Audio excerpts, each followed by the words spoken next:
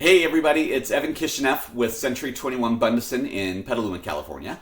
And I wanted to talk a little bit today about what I do for buyers who are moving to our area from outside of the area.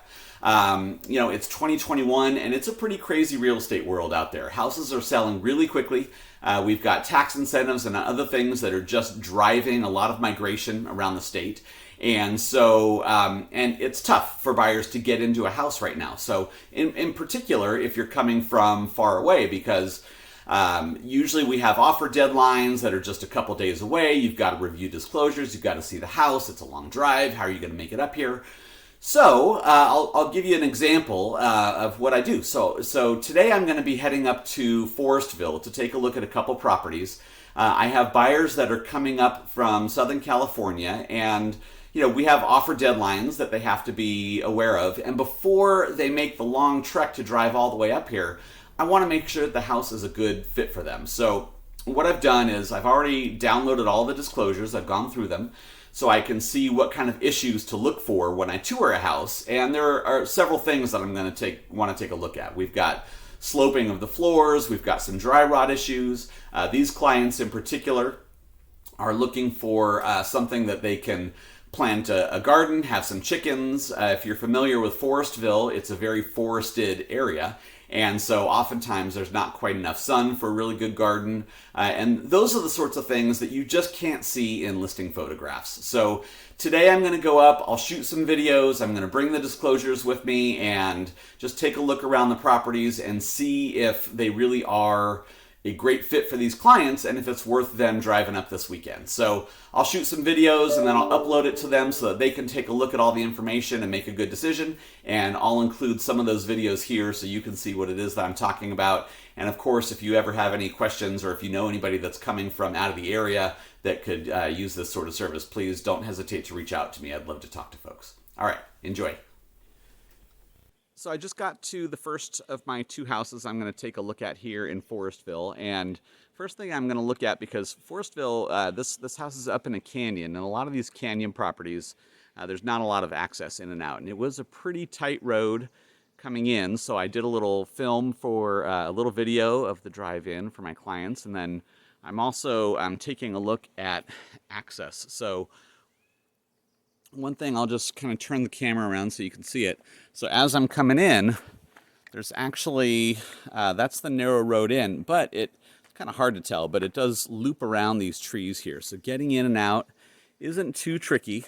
And then even though there's not a garage formally, there is a little bit of parking here, outside the fence.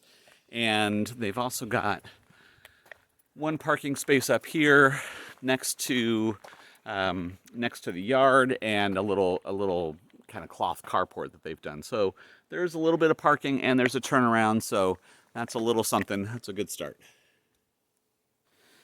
All right, so I'm all masked up. Got Daisy there in the car doing a good job, and I do have the report here on my tablet. So now I can walk around, take a look at a couple things, and a lot of the stuff with a pest inspection, which is what's looking at dry rot, termites, and that sort of thing. You can't always see it because sometimes it's under the house, and that's not my job to crawl into the house. But sometimes you can. So here we have a little bit, quite a bit of pest damage, and obviously, so what we're looking at here is this hillside coming down. So there's a lot of ability here for water to come down the hill and go up against the structure. So that's something that's been noted in the pest inspection, that there is quite a bit of pest damage. And one of the things that's noted is that down here you see a whole bunch of dry rot along the siding here.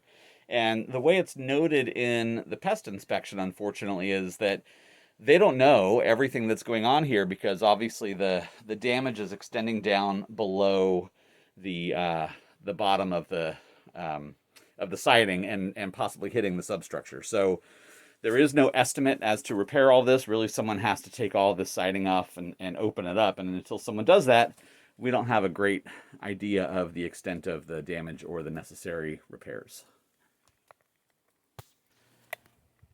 So I know I mentioned this in one of the earlier clips. So one of the things these guys are looking for is the ability to have some chickens and do some gardening. So not a lot of sunlight coming through.